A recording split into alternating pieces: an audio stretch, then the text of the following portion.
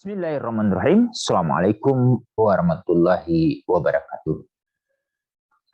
Pemirsa Layak TV, ayahanda dan bunda, alhamdulillah kita masih diberi kesempatan oleh Allah untuk berbagi informasi. Kali ini kita akan berbagi informasi terkait dengan Konvensi Hak Anak, bagaimana kita mengimplementasikan prinsip-prinsip dan ketentuan-ketentuan yang ada di Konvensi Hak Anak. Sebelum kita mendalami bagian per bagian di dalam Konvensi Hak Anak yang kami akan bagi dalam beberapa video, kita bahas pertama adalah terkait dengan sejarah ratifikasi dan harmonisasi Konvensi Hak Anak ke dalam kebijakan peraturan perundang-undangan di negara Indonesia.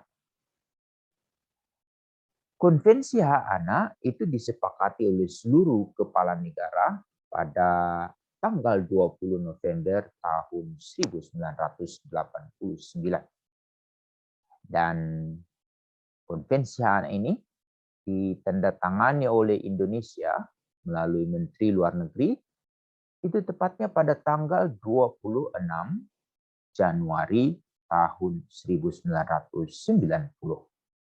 Dan Konvensi Hak Anak ini berlaku di Indonesia sejak diratifikasi Konvensi Hak Anak ini dengan keputusan Presiden nomor 36 tahun 1990, tepatnya pada tanggal 25 Agustus tahun 1990, yang oleh Komite Hak Anak PBB ini diakui Indonesia telah meratifikasi sejak tanggal 6 September tahun 1990. Konsekuensi dengan diratifikasi Konvensi Hak Anak tersebut, 2 tahun pertama Indonesia perlu melaporkan ke Sekretaris Jenderal Perserikatan Bangsa-Bangsa melalui Komite Hak Anak PBB di Jenewa.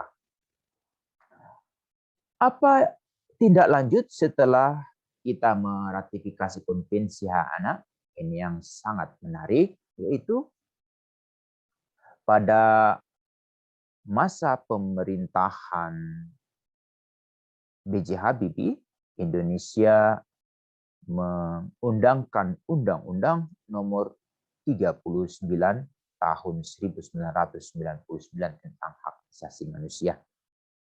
Ayahanda dan bunda coba searching di Google masing-masing, itu di undang-undang tersebut ada salah satu bab itu menjelaskan tentang apa itu hak-hak anak, yang informasi sebagian besar itu ada di Konvensi Hak Anak PBB. Lalu yang sangat mendasar, yang sangat dirasakan oleh anak-anak Indonesia, kalau dulu ayahanda dan bunda mengenal fakir miskin dan anak terlantar itu diurus oleh negara. Tapi sejak tanggal 18 Agustus 2000 terjadi amandemen Undang-Undang Dasar tahun 1945, tepatnya dengan dimasukkannya pasal 28 di ayat 2, itu akhirnya ada yang sangat penting untuk ayahanda dan bunda ketahui, bahwa sejak tanggal 18 Agustus tahun 2000, setiap anak itu berhak hidup, tumbuh, berkembang, terlindungi dari kekerasan dan diskriminasi. Amandemen ini terjadi pada masa pemerintahan Presiden Gus Dur, yang waktu itu ketua MPR-nya adalah Amin Rais. Ini menjadi salah satu hadiah yang terbaik dari negara untuk pengakuan terhadap anak-anak Indonesia. Jadi bagi mereka yang melakukan kekerasan atau melakukan diskriminasi terhadap anak, itu termasuk mereka melanggar hak konstitusi Undang-Undang Dasar tahun 1945. Oleh Presiden Megawati Soekarno Putri, pasal ini bersama DPR dijadikan dasar untuk menerbitkan Undang-Undang Nomor 23 Tahun 2002 tentang perlindungan anak.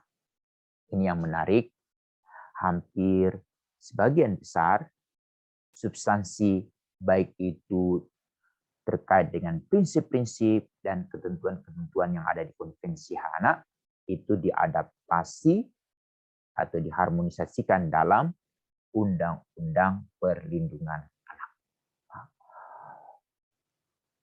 Undang-undang ini oleh Presiden SBY ini ditransformasi menjadi kebijakan yang dikembangkan pertama oleh Menteri Mutia Hatta, saat itu beliau menjadi Menteri Pemberdayaan Perempuan, lalu kemudian ditindaklanjuti oleh Ibu Linda Agung Gumelar, yang kemudian menjadi Menteri Pemberdayaan Perempuan dan Perlindungan Anak.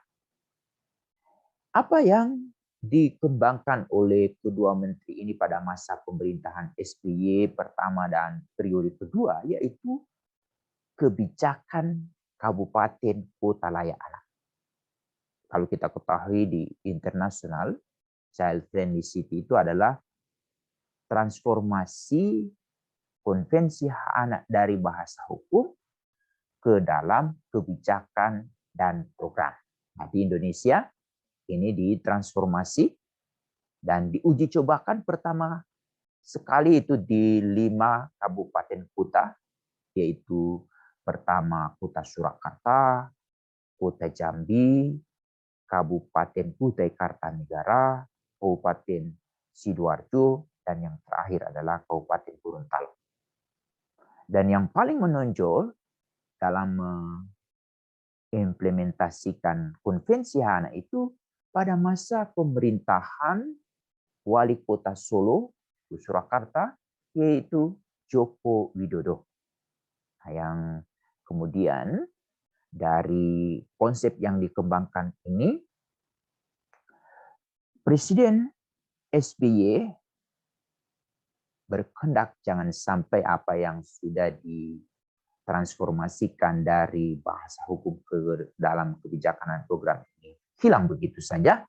Akhirnya pada akhir masa pemerintahan beliau bersama DPR melakukan perubahan atas Undang-Undang Nomor 23 Tahun 2002 tentang Perlindungan Anak melalui Undang-Undang 35 Tahun 2014. Ada 4 poin yang perlu kita ketahui bersama, yaitu pertama adalah pasal 21. Di sana ditekankan adalah pemerintah daerah wajib dan bertanggung jawab melaksanakan program nasional di bidang perlindungan anak melalui kebijakan Kabupaten Kota Layak Anak yang oleh Presiden Joko Widodo. Kebijakan ini dikuatkan melalui Peraturan Presiden Nomor 25 Tahun 2021.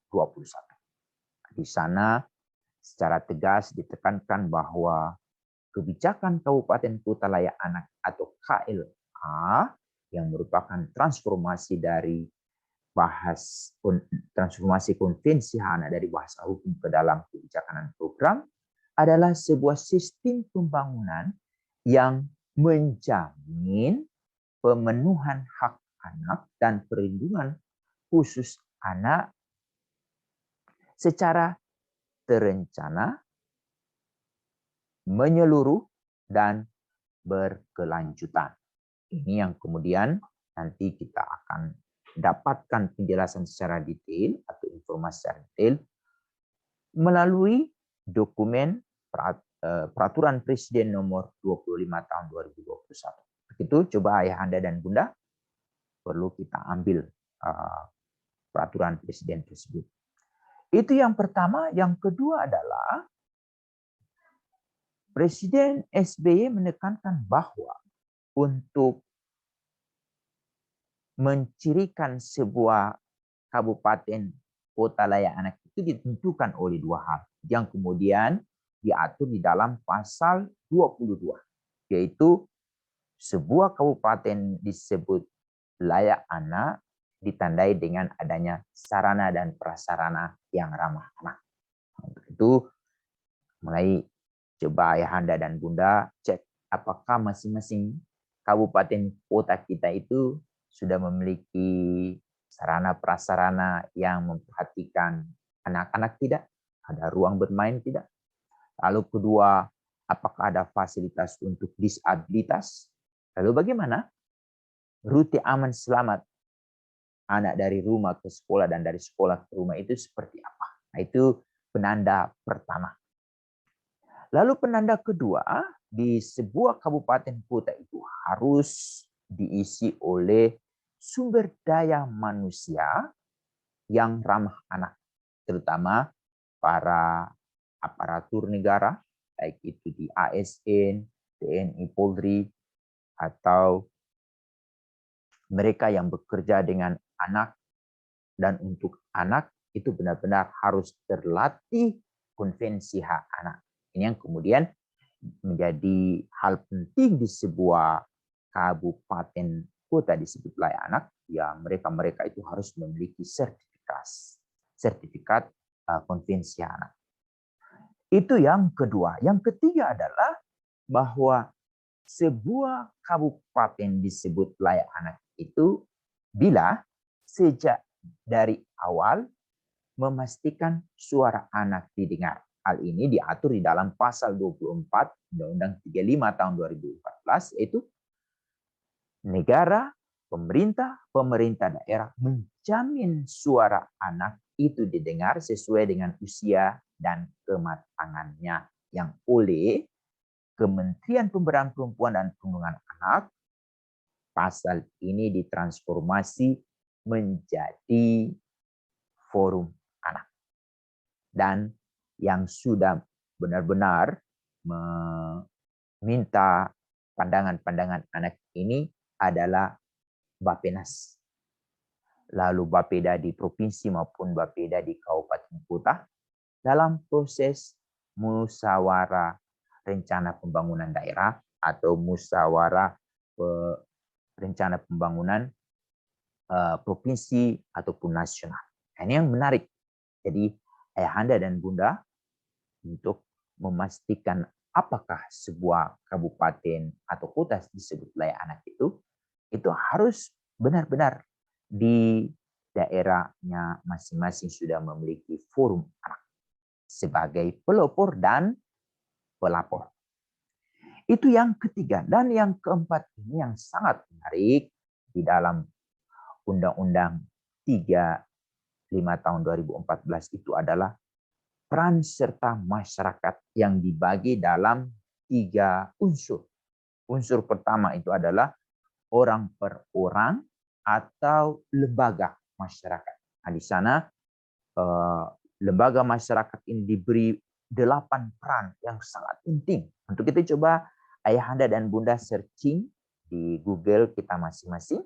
Tapi yang menjadi inti dari peran masyarakat itu adalah memastikan setiap anak itu diawasi, dipantau, dan orang dewasa harus ikut bertanggung jawab. Untuk itu, kenapa Kementerian Pemberdayaan Perempuan dan Perlindungan Anak memperkenalkan tagline, setiap anak adalah anak kita semua. Ini yang menjadi penting. Itu yang pertama. Yang kedua adalah peran media massa. Media massa ini berharap menjadi institusi atau agen berubah di masyarakat yang memperkaya pengetahuan, keterampilan, dan sikap seorang anak, terutama di bidang pendidikan, sosial, kesehatan, ataupun dalam hak sipil mereka. Lalu yang terakhir, ini yang menjadi penting adalah unsur ketiga dari peran masyarakat ini adalah dunia usaha. Nah, dunia usaha ini sangat berperan terutama terkait dengan kebijakannya. Apakah kebijakannya itu ramah anak, berarti tidak mempekerjakan anak, lalu kemudian menyediakan fasilitas bermain anak, atau menyediakan fasilitas ruang ASI di setiap kantor atau di perusahaan-perusahaan. Itu yang pertama. Yang kedua adalah berharap produk-produk yang dihasilkan oleh perusahaan itu adalah produk ramah anak, baik itu dalam bentuk barang maupun dalam bentuk jasa. Nah, untuk itu, ayahanda dan bunda sudah mulai memperhatikan produk-produk yang kita beli dari perusahaan-perusahaan itu, apakah benar-benar sudah ramah anak atau belum. Nah, ini juga menjadi perhatian kita semua. Lalu yang terakhir adalah tanggung jawab sosial. Yang saat ini ayahanda dan bunda, banyak perusahaan-perusahaan sudah bergabung di dalam Asosiasi Perusahaan Sahabat Anak Indonesia atau APSAI. Ini yang kemudian melakukan advokasi dan memberikan akreditasi kepada perusahaan-perusahaan itu disebut ramah anak atau belum, dengan memperhatikan 3 unsur tadi. Itu Ibu Bapak yang menjadi sangat penting apa yang dilakukan oleh Presiden SBY untuk memastikan undang-undang yang disusun oleh Presiden Megawati bersama DPR itu benar-benar terimplementasi. Ada hal yang menarik juga dari undang-undang yang dibuat oleh Presiden Megawati, itu kembali lagi dikuatkan juga pada saat masa pemerintahan Joko Widodo. Waktu itu beliau sangat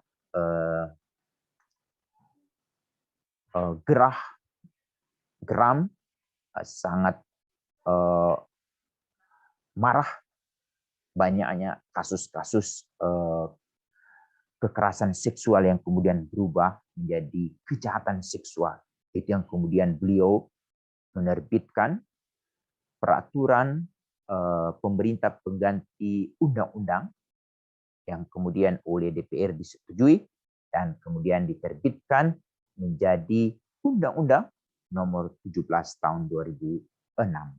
Di undang-undang ini, ayahanda dan bunda, para pelaku kejahatan seksual selain mendapatkan hukuman berat, mereka juga mendapatkan hukuman tambahan, yaitu dikebiri, kemudian dipasang chips, dan nama mereka diumumkan di publik, lalu yang terakhir mereka harus direhabilitasi. Ini yang dapat kami jelaskan terkait dengan sejarah ratifikasi dan harmonisasi konvensi hak anak ke dalam peraturan perundangan sejak tahun 1990 sampai hari ini. Demikian, semoga apa yang kami sampaikan ini bermanfaat. Assalamualaikum warahmatullahi wabarakatuh.